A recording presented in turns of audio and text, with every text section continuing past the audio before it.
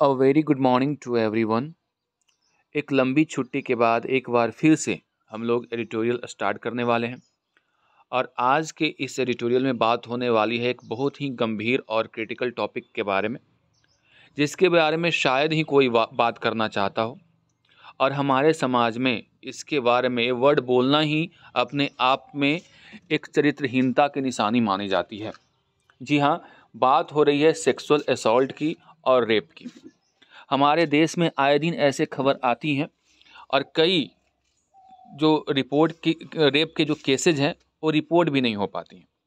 इसके पीछे का वजह ये होता है कि हमारे यहाँ की जो न्यायिक प्रक्रिया है उसके साथ, यानी रेप विक्टिम के साथ समझ सकते हैं कि दोबारा उसको असॉल्ट करने का प्रयास करती है, जिसकी वजह से कई औरतें या लड़कियां हैं जो उनके साथ रेप होता है, इसके बावजूद भी वो रिपोर्ट नहीं करवाती।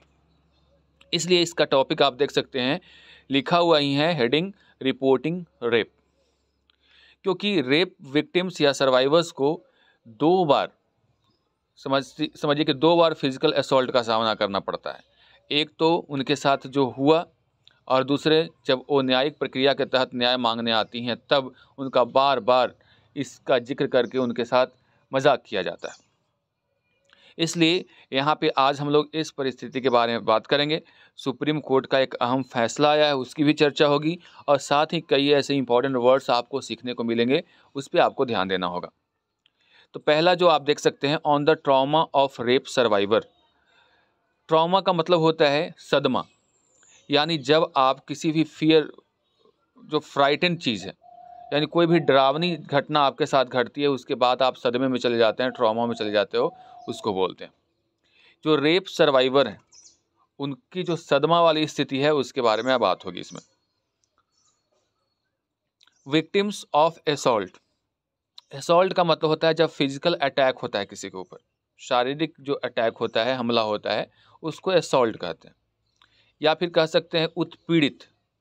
तो जो उत्पीड़ित हैं must be treated with dignity, उनके साथ आपको इज्जत से पेश आना चाहिए।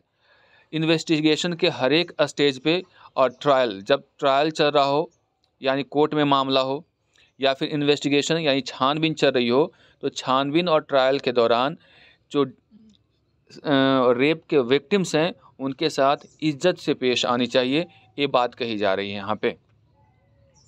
For a rape survivor trauma comes in repeat doses.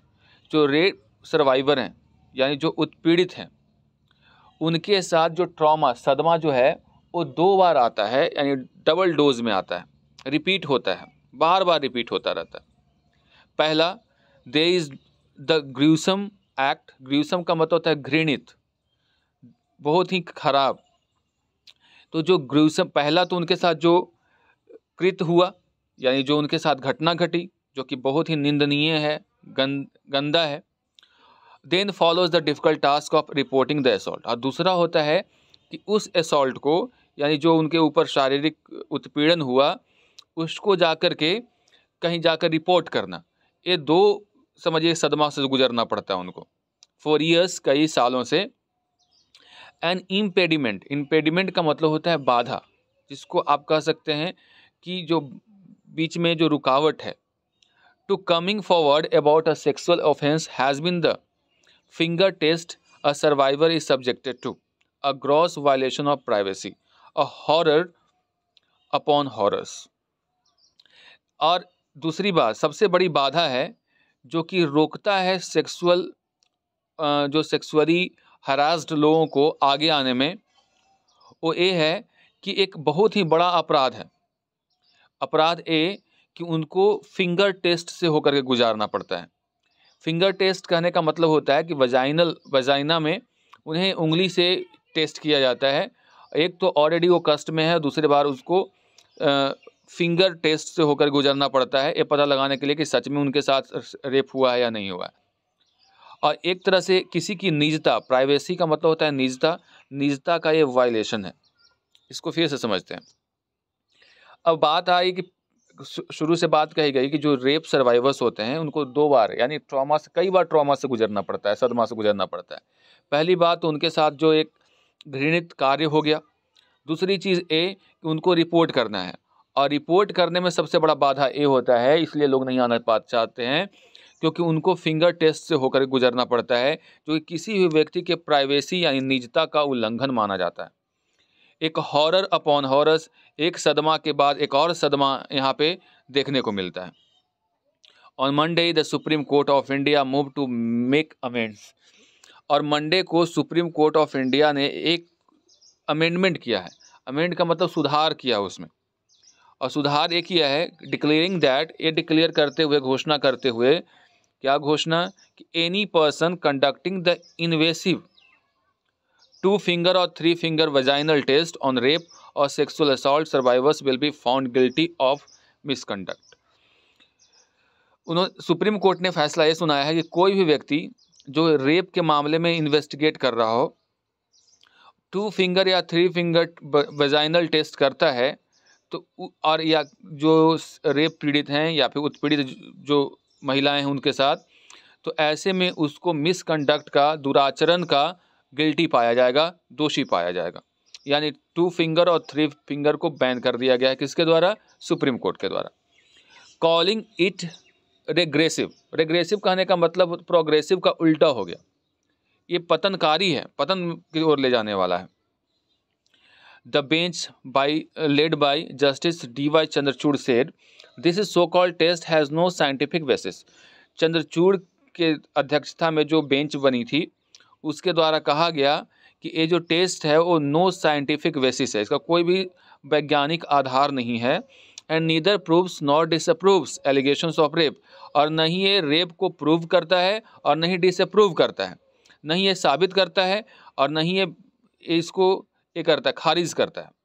यानी इसके माध्यम से टेस्ट हो ही नहीं सकती है कि आदमी के साथ, औरत के साथ रेप हुआ या नहीं हुआ।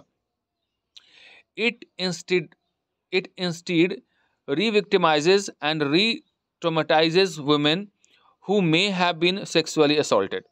कह रहा है कि ये फिर से दोबारा क्या करता है कि री-विक्टिमाइजेज करता है, फिर से उसको पीड़ित बनाता है औरत को, और फिर से उसको सदमा में ले जाता है जिसके साथ रेप हो सकता हुआ हो। And is an affront to their dignity, और उनके जो डिग्निटी है, इज्जत है, उनके साथ समझ सकते हैं कि उनके ऊपर हमला है एक तरह से। The apex court said whether a woman is habituated to sexual intercourse और habitual to sexual intercourse is irrelevant to for the purposes of determining whether there has been a rape under section 375 of the Indian Penal Code। यानी कोई औरत अगर पहले से sexually intercourse करता है या फिर हैबिचुअल है, तो एक कोई तरीका नहीं हुआ जिसके माध्यम से डिटरमाइन किया जा सके धारा 375 के तहत कि इंडियन पेनल कोड का जो है उसके तहत उसके साथ रेप हुआ या नहीं हुआ है। The test is said is based on the incorrect assumption that a sexually active woman can not be raped. कहा जा गया कि एक टेस्ट है, ये टेस्ट इस आधार पर किया जा सकता है कि जो कि एक इनकरेक्ट एजम्पशन है। एजम्पशन का मतलब एक तरह का सोच है, गलत सोच है कि कोई भी सेक्सुअली एक्टिव वुमेन है उसके साथ रेप नहीं हो सकता। रेप का दर्जा तभी दिया जाएगा जब वो सेक्सुअली एक्टिव नहीं है। तो ये गलत है, गलत धारणा है जो कि यहाँ पे लंबे समय से चला आ रहा है। And it is patriarchal and sexist to suggest that a women can not be believed when she states that she was raped. और कह रहा है कि सबसे बड़ी पितृसत्तात्मकता है, यानी पुरुष प्रधानता है, या फिर कह सकते हैं कि सेक्सिस्ट का मतलब होता है एक पर्टिकुलर सेक्स की तरफ है, यानी मेल की तरफ ज़्यादा झुकाव रखता है हमारी समाज, जहाँ पे औरत अगर कहती भी है कि उसके साथ हुआ है रेप तो कोई मानने के लिए तैयार नहीं होता है। ये सबसे बड़ी विडंबना है, उसके लिए भी उसको इतना टेस्ट से होकर के गुजरना पड़ता है। The court pointed at a legislative measure of 2013 when Section 53A was added to the Indian Evidence Act, which clearly said that the evidence of a victim's character or of her previous sexual experience with any person shall not be relevant to the issue of consent or the equality of consent। कहा गया यहाँ पे कि जो court है पहले ही point out कर चुका है, और 2013 में एक वैधानिक कदम भी उठाया गया है। लेजिस्लेटिव मेजर का मतलब हुआ वैधानिक, लेजिस्लेटिव का मतलब और मेजर का मतलब यहाँ पे कदम है। कब उठाया गया? 2013 में, जब सेक्शन 53A ऐड किया गया था इस एविडेंस एक्ट में। और इसके माध्यम से एक क्लियरली कहता है कि कोई भी एविडेंस हो, evidence of a victim's character, evidence of a victim character और of her previous sexual experience with any person shall not be relevant. यानी जो विक्टिम का जो कैरेक्टर एविडेंस है विक्टिम्स के कैरेक्टर का, या फिर कह सकते हैं कि प्रीवियस उसका जो सेक्सुअल एक्सपीरियंस है उसका, ये सब को यहाँ पे रेलिवेंट नहीं माना जाएगा। ठीक है। The ministry of health and family welfare had issued guidelines saying that, जो ministry of health and family welfare है उसने एक गाइडलाइंस जारी किए हैं, ये कहते हुए कि finger test must not be conducted, finger test बिल्कुल ही नहीं कंडक्ट करना है।